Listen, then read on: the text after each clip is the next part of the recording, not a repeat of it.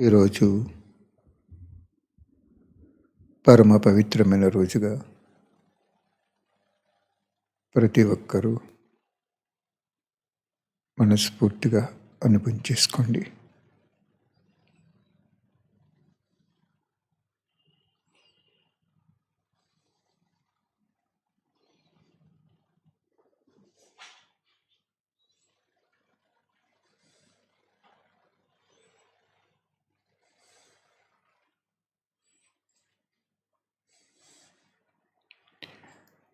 అనుభూతి శక్తి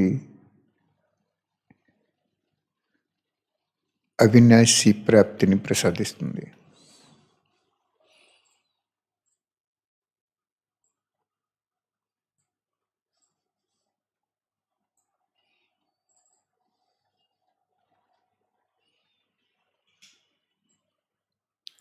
నక్షత్ర మండలం పైన బంగారు వర్ణం గల ధామములో మన ఆత్మిక తండ్రి, సర్వ జగత్తుకి సృష్టికర్త, బాలానాథుడైన ఆ తండ్రి నుండి ఒక దివ్య అలౌకిక దైవశక్తి మన ఆత్మలో నిండుతున్నట్లు అనుభవం చేసుకుని ఆ శక్తి తిరిగి శరీరంలో ప్రతి అవయవానికి వెళ్తున్నట్లు, ఆరోగ్యం ఇస్తున్నట్లు, ఆత్మలో మనసుకి ప్రశాంతత, బుద్ధికి దివ్యత, ధైర్యం, మాయను ఎదుర్కొనే శక్తి, సంస్కారానికి త్యాగముకు అలవాటు చేస్తున్నట్లు అనుభవం చేసుకోండి. ఇంకా మిగులున్న శక్తి ఎక్కడి నుంచి తీసుకున్నాం మనం? డైరెక్ట్ పరమాత్మ నుండి తీసుకున్నాం. విశ్వంలో ఉన్న అశాంతి, దుఃఖి, అలజడి, అనారోగ్యము, ఆర్థిక ఇబ్బందుల్లో ఉన్న వాళ్ళకి ఇస్తున్నట్లు అనుభవం చేసుకోండి.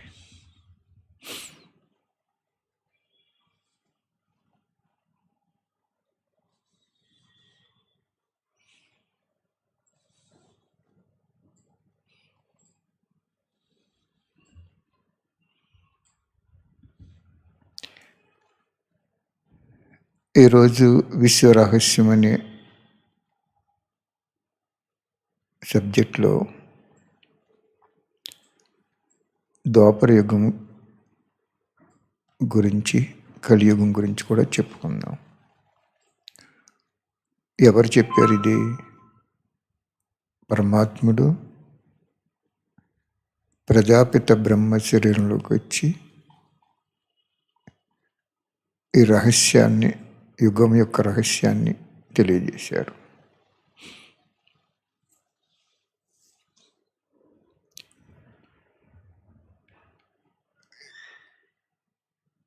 ద్వాపర యుగం కూడా 1250 సంవత్సరాల ఆయుష్ కలిగి ఉంటుందని చెప్పారు.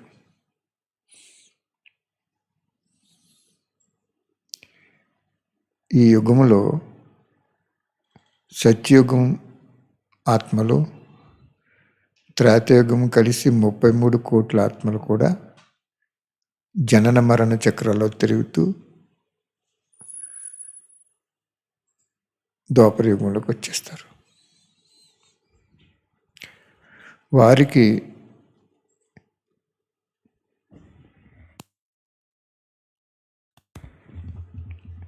పైనుండి వచ్చే భక్తి ఆత్మలో జన్మనివ్వటానికి కూడా వీళ్ళే నిమిత్తం అవుతారు. అంతే కదా? ఇక్కడ ఆత్మలు జనన మరణ చక్రాలు ఎక్కడే తిరుగుతారు. ఏ ఒక్క ఆత్మ పరంధామకి వెళ్ళదు. పరంధామనున్న ఆత్మలో, భక్తి ఆత్మలో, భక్తి సంస్కారం ఉన్న ఆత్మలో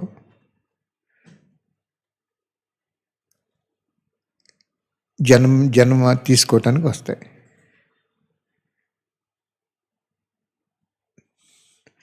భక్తి ఇక్కడి నుంచి ప్రారంభమవుతుంది. మొట్టమొదటి కృష్ణుడు 21 జన్మ, సత్యయుగంలో 8, త్రేతాయుగంలో 12. 21 జన్మ ఇక్కడ విక్రమాదిత్యుడిగా తన పాత్రను అభినయిస్తారు. భగవంతుడి నిర్ణయం అది. దేవతగా ఉన్న కృష్ణుడు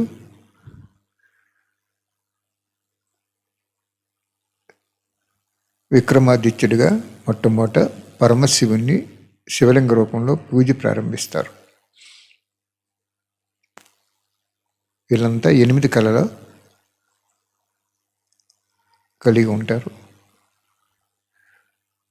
గ్రాడ్యువల్గా అక్కడి నుంచి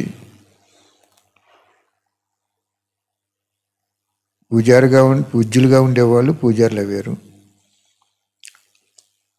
భక్తులకి ఈ విగ్రహారాధన కూడా ఎక్కడి నుంచి ప్రారంభమవుతుంది. ఎప్పుడైతే 16 కళల దేవతలు 8 కళల్లోకి వచ్చేసారో వాళ్ళు మర్చిపోతారు అన్ని విషయాలను. మేము ఎలా ఉండేవాళ్ళం సత్యత్రేతాయుగంలో. భగవంతుడు ఈ మర్చిపోవటం అనేది ఒక వరం. అది ఎందుకంటే మర్చిపోకపోతే కింద జన్మలో జ్ఞాపకం ఉందనుకోండి, అక్కడికి వెళ్ళిపోతారు వాళ్ళు. మమకారము, మోహము, అటాచ్మెంటు ఇవన్నీ వచ్చేస్తాయి.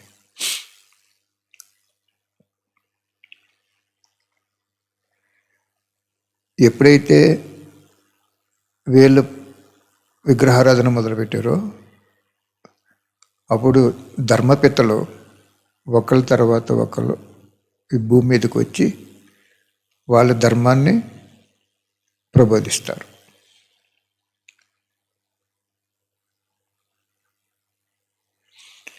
ఎందుకంటే దేవతలు వాళ్ళ విగ్రహాలను వాళ్ళనే పూజ చేసుకునే స్టేజ్కి వచ్చేసారు. ఇంక భగవంతుడి గురించి చెప్పలేరు. కాబట్టి క్రీస్తు వస్తారు. ఆయన ఏం చెప్తారు? పరలోకనందు తండ్రి ఉన్నారు, నేను దేవుని కుమారుడై ఉన్నాను అని చెప్తారు. ఆ ధర్మము ద్వాపరయుగం నుండి శాఖోపశాఖలుగా ప్రపంచంలో విస్తరిస్తూ ఉంటుంది. బీజం అప్పుడు పడుతుంది. తర్వాత ఇబ్రహీం వస్తారు. ఆ ధర్మాన్ని ఆయన బీజం వేస్తారు. సత్యత్రేతాయుగంలో ఆది సనాతన దేవీ దేవత ధర్మం ఒకటే ఉంటుంది.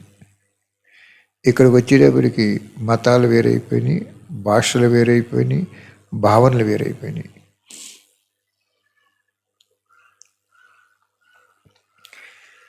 ఆ ధర్మపిత్తలు పరంధామ నుండి వస్తాయి. వచ్చి ఏం చెప్తే పరమాత్మునే వేరొక నామంతో ఉన్నారని చెప్పి వారిని జ్ఞాపకం చేసుకుని చెప్తారు. వాళ్ళు భగవంతుని పిల్లలే కదా. వాళ్ళు కూడా తండ్రిని ప్రత్యక్షం చేయాలనే కదా ఆరాటపడతారు. కాబట్టి భగవంతుడికి లేని భేదం మనకు ఉండకూడదు. మనమందరం సోదరాత్మను, ఆయన పరమాత్ముడు. ఇక్కడికి వచ్చేటప్పటికి భగవంతుడు ఏం చెప్పారంటే,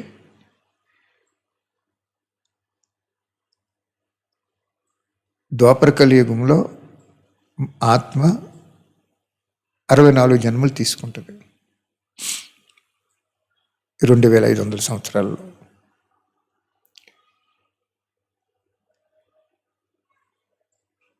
ఎందుకంటే కళలు తగ్గిపోయినప్పుడు ఆయుష్ కూడా తగ్గిపోద్ది. దానికి ఇంటర్ రిలేషన్స్ ఉంటాయి. భగవంతుడి బేసిస్ని బట్టి దాని పరిగణనలో తీసుకుంటాడు. ఆత్మ కళాహీనం అయినప్పుడు ఆయుష్ కూడా తగ్గిపోతుంటుంది.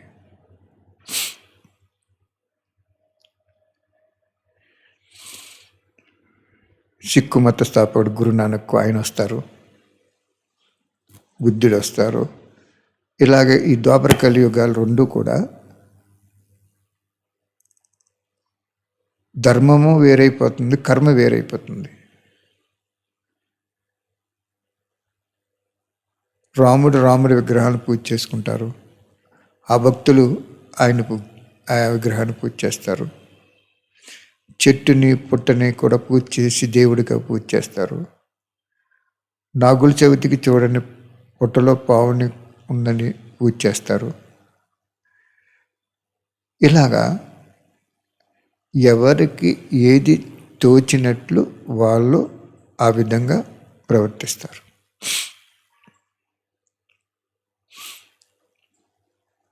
ఇది భగవంతుడు ఏం చేశాడంటే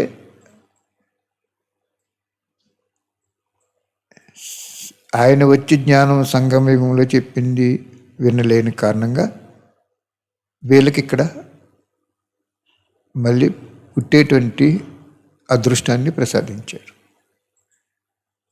భగవంతుడి లా ఏంటంటే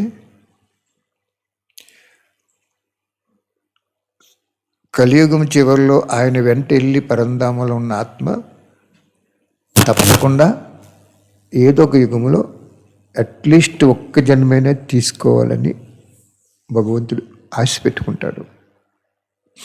ఇదంతా భగవంతుని ఆస్తి. ఇక్కడికి వచ్చి పునర్జన్మ తీసుకోవాలంటే తప్పకుండా ఆయన జ్ఞాపకం చేసుకోకుండా తీసుకోవద్దు. ఏ తల్లికి ఏ తండ్రికి జన్మ తీసుకున్న కొడుకు వాళ్ళిద్దరికి ఆస్తికే వారసులు అవుతారు తప్ప పక్కోళ్ళకి వారసులు అవరు కదా.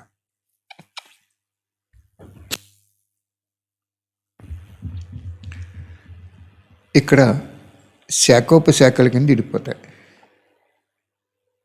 ధర్మం వేరైపోతుంది, కర్మ వేరైపోతుంది. పూజలు ప్రారంభిస్తారు. కొంతమంది దేవతలకి పూజ చేస్తారు, కొంతమందికి క్రిస్టియన్ మతంలోకి వెళ్ళిపోతారు, కొంతమంది ముస్లిం ధర్మంకి వెళ్తారు, కొంతమంది జైన మతం. ఇలాగా శాఖోపశాఖలన్నీ కూడా ఈ ద్వాపర కలియుగాలకు వచ్చేస్తాయి. కానీ వాళ్ళు కూడా ఎంతో కొంత భగవంతుడు ఒక్కడే అనేది మాత్రం ఆ సూత్రం మీదే వాళ్ళ మతాన్ని నడుపుతారు. అర్థం చేసుకున్న వాళ్ళు అర్థం చేసుకుంటారు, అర్థం చేసుకోలేని ఏం చేస్తారంటే ఈ చెప్పిన వాళ్ళనే భగవంతుడు అనుకుంటారు.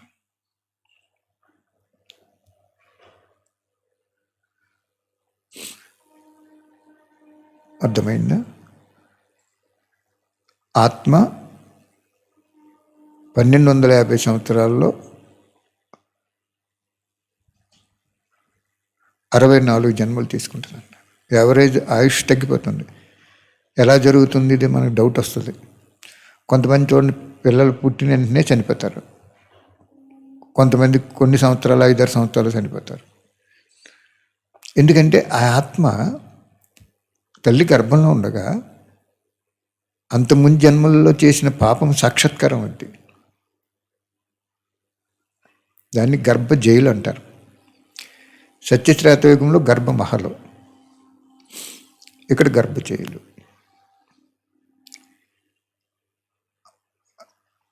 ఇంకా పాపం ఉన్నప్పుడు ఏమైపోతుందంటే ఆ సంస్కారం అక్కడ పడకుండా జన్మ తీసుకుంటే సొసైటీని పాడు చేసేస్తుంది ఆత్మ ఆ సంస్కారం ద్వారా. అందుకు భగవంతుడి సృష్టి దాన్ని గర్భ జైలు అని చెప్పారు. అంతకుముందు జన్మలో చేసుకున్న తెలిసి తెలియక సాంగత్య దోషం వలన కానీ, తన మనసు చెప్పినటువంటి మతం వలన కానీ, వాయుమండలం అంటే పరిస్థితుల ఆధారంగా కానీ తప్పు చేసిన ఆత్మ తల్లి గర్భంలో సాక్షాత్కారాల ద్వారా పశ్చాత్తాపం పడుతూ ఉంటుంది. ఇంకా మిగిలిపోయింది, 9వ నెల వచ్చిందో గర్భస్థ శిశువు ఈ లోకంలో జన్మ తీసుకోవాలి. ఇంకా పాపం మిగిలిపోయింది అనుకోండి, అప్పుడు ఏమవుతుందంటే కొంత సమయం, చాలా తక్కువ సమయంలో శరీరాన్ని వదిలేస్తుంది. మళ్ళీ తల్లి గర్భంలోకి వెళ్ళేప్పటికి ఇంకా ఉన్న పాపాన్ని సాక్షాత్కారం చేసుకుంటుంది.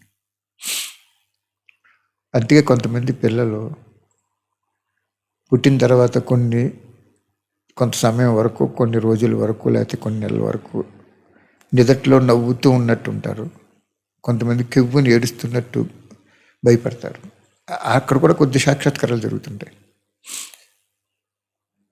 కాబట్టి ఈ జ్ఞానం అంతా ఎవరు చెప్పారు? పరమశివుడు చెప్పారు, పరమాత్ముడు చెప్పారు, ఇంకెవరూ చెప్పలేదు. సత్యంగా మీరు తీసుకోవాలి. కానీ ఇక్కడ మనం గమనించవలసింది ఏంటంటే, దేవతలను పూజించే వాళ్ళు భక్తులుగా, ధర్మపేతలను ఆరాధించే వాళ్ళు ఒక మతంగా, ఇలాగ అన్నీ చీలిపోయినాయి. సత్యత్రేతయుగంలో ఉన్నటువంటి ఆది సనాతన దేవి దేవత ధర్మం అంతా కూడా మరుగున పడింది. ఈ ధర్మాలు ప్రత్యక్షమైపోతాయి. ఎందుకంటే భగవంతుడు అక్కడ ఉండిపోయారు కదా 2500 సంవత్సరాలు. మరి వాళ్ళకు కూడా ఇక్కడ ప్రాప్తి ఇవ్వాలి కదా. మీకు ఒక తండ్రికి 4 కొడుకులు ఉన్నప్పుడు 4 కొడుకుల్ని కూడా పెద్ద ఆఫీసర్ చేయాలి, ఐఏఎస్ చదివించాలనుకుంటారు. కానీ వాళ్ళ అదృష్టాన్ని బట్టి తండ్రి ఆలోచన ఉన్నతమైంది, పిల్లల అదృష్టాన్ని బట్టి వాళ్ళ జీవితము నావ నడుస్తూ ఉంటుంది. ఆ జీవితం నావ నడుస్తుంటుంది. ఇటువంటి సమయంలో, ధర్మము నశించిపోతున్నప్పుడు సమయంలో, అధర్మము పెక్షుమీరిపోతున్న సమయంలో, నీతి నిజాయితీ అడుగంటే సమయంలో 2500 సంవత్సరాలు అయిపోయిన తర్వాత భగవంతుడు నక్షత్ర మండలం పైన ఉన్న పరమాత్ముడు, జ్యోతి స్వరూపుడు, జ్ఞానసాగరుడు, పతిత పావనుడు, కర్మల గుహ్యగతిని సంపూర్ణంగా రచన చేసుకున్నవాడు, త్రికాలదర్శి, స్వర్గ నిర్మాత, పరబ్రహ్మ, ఆయన ఈ ప్రజాపిత బ్రహ్మ శరీరంలోకి 1936లో ప్రవేశిస్తాడు. అప్పటి నుంచి సంగమయుగము అంటారు. అర్థమైందా? అప్పటి నుంచి సంగమయుగం. అంతకుముందు వరకు కలియుగం. భారతదేశము ఒక్కటే ఉంటుంది. ఢిల్లీ యమునా నది తీరం దగ్గర నుంచి అలాగే స్ప్రెడ్ అవుతూ ఉంటుంది. ఈ ఇతర దేశాలు కూడా పూర్తిగా నాకు తెలియదు, కానీ చెప్తారు చాలామంది. ఒక 700-1000 సంవత్సరాల నుంచే ఈ ప్రత్యక్షమని ఆయా ప్రదేశాల్లో అని చెప్తారు. వలస వలన కానీ లేకపోతే ఏదో ఒక విధంగా అవి వచ్చినాయి అంటారు. సత్యయుగము త్రేతాయుగము ఓన్లీ భారతదేశంలోనే జరుగుతుంది. ద్వాపరయుగం కూడా ఎక్కువ సమయం ఇక్కడే నడుస్తుంది. కలియుగం వచ్చేటప్పటికి ఈ దీవులన్నీ కూడా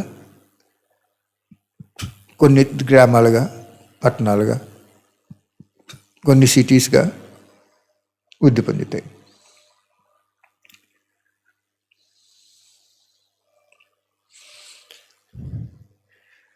పడిపోతున్నటువంటి సమయంలో భగవంతుడు ఎవరో చెప్పడానికి క్రీస్తు వస్తారు.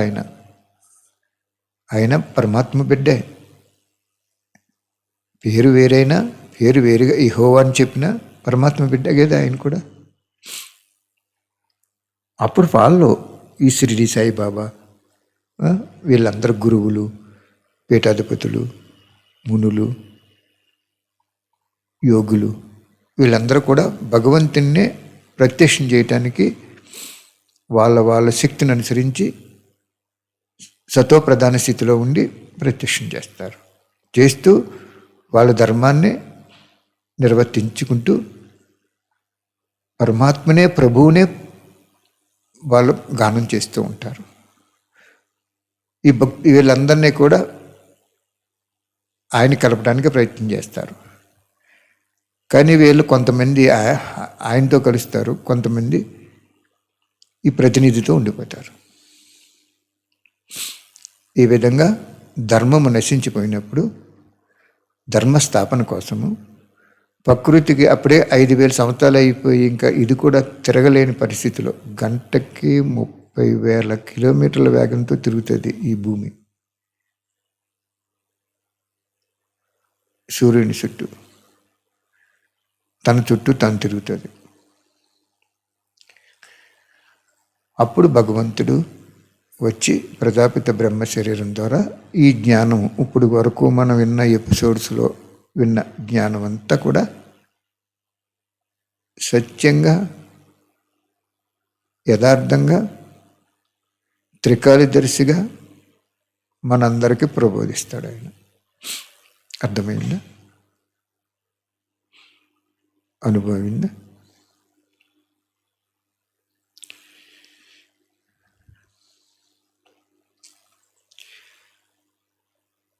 ఈ సంగమయుగము అనేది సంధియుగం. అది రాబోయే సత్యయుగానికి, అంతిమైపోయిన కలియుగానికి మధ్యలో సంధియుగం. ఇది ఈ యుగంలో నరుడే నారాయణుడిగా, నారే లక్ష్మీదేవిగా, వీళ్ళందరూ కోల్పోయిన శక్తిని మళ్ళీ తిరిగి భగవంతుడి ద్వారా పొందుతారు. భగవంతుడు ప్రసాదిస్తాడు, వాళ్ళు పొందుతారు.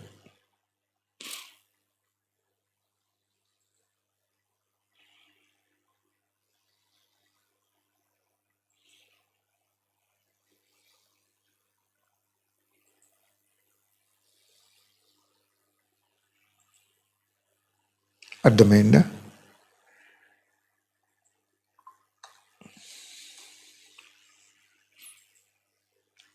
ఒకసారి ఈ ప్రజాపతి బ్రహ్మ ద్వారా జ్ఞానం చెప్తున్నప్పుడు కొంతమంది భగవంతుని అడుగుతారు, ఎందుకు ఈ భూకంపాలు వస్తున్నాయి, ఒకేసారి అందరూ చనిపోతున్నారు ఏంటని. ఆయన అదే చెప్తారు, అనేక జన్మల నుంచి చేసిన పాపము భస్మం అవటం కోసము జనన మరణ చక్రాలు ఎక్కువ తిరుగుతారని చెప్తారు. ఆత్మలో ఇంకా పాపం ఉన్నప్పుడు జన్మ ఉందనుకోండి, ఇంకా పాపం చేసేస్తుంది. తల్లి గర్భంలో సాక్షాత్కారం అయినప్పుడు పశ్చాత్తాపంలో కొంత పాప పరిహారం జరుగుతుంటుంది. పుణ్యం రాదు, కానీ పాపం భస్మం అవుద్ది. వ్యాధి తీవ్రంగా ఉన్నప్పుడు వ్యాధిని పూర్తిగా తగ్గించకపోయినా బతికుండటం కోసమైనా ఔషధం వాడాలి కదా. అలాగ భగవంతుడు ఆ విధంగా ఈ సంగమయుగంలో ఈ జ్ఞానం చెప్పినప్పుడు ఎవరైతే ఉన్నారో వాళ్ళే దేవతలు, ఎవరైతే విస్మరించి భక్తి చేశారో వాళ్ళే భక్తులు, ధర్మపీతలను ఆచరించే వాళ్ళు వచ్చినప్పుడు జన్మ తీసుకుంటారు. ఓకే, ఈ విధంగా సృష్టి రహస్యాన్ని భగవంతుడు మనకి తెలియజేశాడు.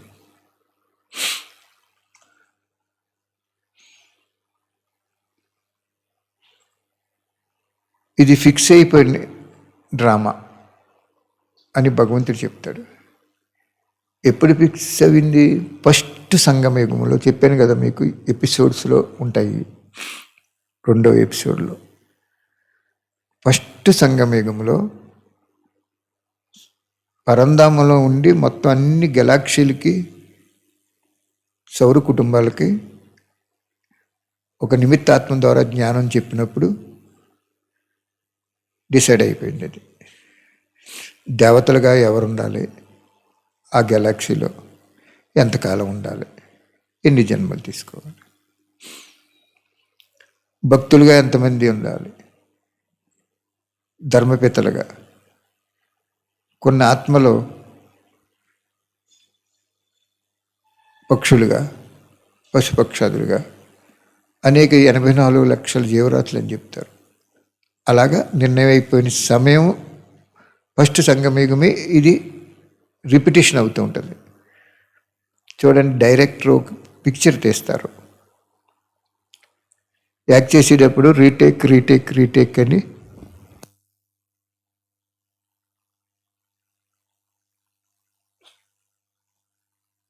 3-4 సార్లు అంటారు.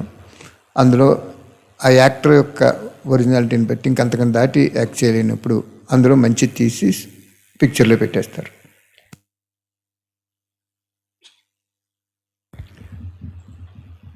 అలాగే ఫస్ట్ సంగమయుగంలో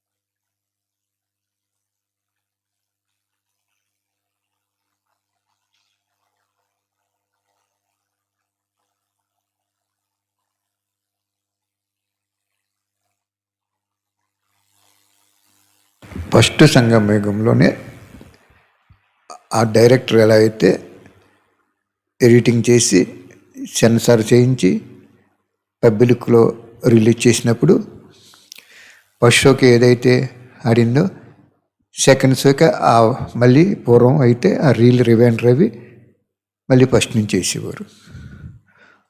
అది 2 గంటలు 2.5 గంటల సినిమా. ఇది 5,000 సంవత్సరాలకు సినిమా.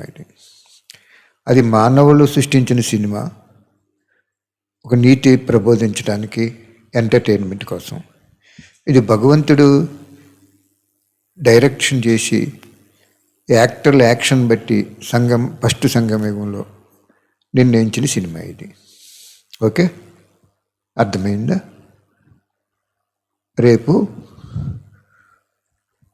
భగవంతుడు అక్కడికి వచ్చినప్పుడు, వజ్రాల వ్యాపారశీలంలోకి వచ్చినప్పుడు ఎలా జరిగిందనేది రేపు చెప్పుకుందాం. ఇప్పుడుతోటి సృష్టి ఆది మధ్యాంత రహస్యాలన్నీ భగవంతుడు చెప్పాడు. సిరి సంపదలు తగ్గిపోయినాయి, ఇప్పుడు దైవీ గుణాలు తగ్గిపోయినాయి, అరాచకం పెరిగిపోయింది. అది అడ్డు మీరిపోయినప్పుడు భగవంతుడు వచ్చేస్తాడు. ఒకేసారి జరగదు. అది ద్వాపరయుగం నుంచి గ్రాడ్యువల్గా డౌన్ అవుతూ వస్తుంది. ఒక వృక్షము శిథిలావస్థలోకి వెళ్ళాలంటే కొన్ని టైం పడుతుంది కదా.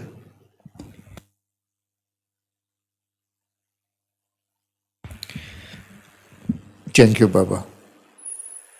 ఈ అన్ని విషయాలు మీరు ఫైనల్ ఎలా చేస్తారో, ఏ చిత్రాన్ని విచిత్రుడైన నీవు, జ్యోతి స్వరూపుడైన నీవు, చిత్రం లేని నీవు ఎలా తీస్తావో మాకేమీ సంబంధం లేకుండా, మాకు ఆ తెలివి లేదు కారణంగా నువ్వే ప్రపంచంలో ఉన్న ప్రతి ఒక్కరిని భగవంతుడు వచ్చాడు. ఈ ప్రజాపిత బ్రహ్మకుమారి ఈశ్వరి విశ్వవిద్యాలయం ద్వారా స్వర్గస్థాపన చేస్తున్నారు.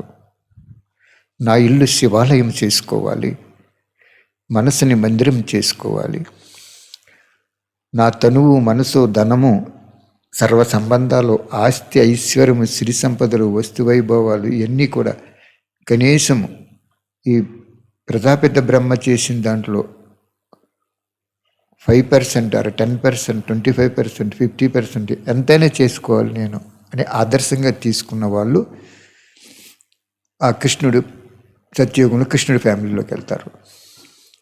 కొంచెం తక్కువ తీసుకున్న వాళ్ళు సీతారాముల ఫ్యామిలీలోకి వెళ్తారు. సామాన్యంగా ఉన్నవాళ్ళు త్రేతాయుగం చివరిలో 2-3 జన్మలు తీసుకుని అక్కడి నుంచి ద్వాపరయుగంలోకి వస్తారు. అప్పటి వరకు ఆత్మ పరంధామంలో ఉండిపోద్ది. అంచేత రేపు జ్ఞానం యొక్క పాయింట్లు సంగమయుగం యొక్క ఆ ప్రజాపిత బ్రహ్మకుమారి ఈశ్వరి విద్యాలయం ద్వారా ఏమేమి చేశారో రేపు క్లుప్తంగా చెప్పుకుందాం. రేపు ఎల్లుండితోటి 10 ఎపిసోడ్స్ పూర్తవుతాయి. దాన్ని బాబా కల్పపూర్వము అంటే ఫస్ట్ సంగమయుగము ఎలా అయితే ఫిక్స్ చేశాడో అలాగే కల్పపూర్వము పూర్వం ఏం జరిగిందో ఏ సినిమా ఎలా తీశారో అలాగే బాబా తీస్తారు.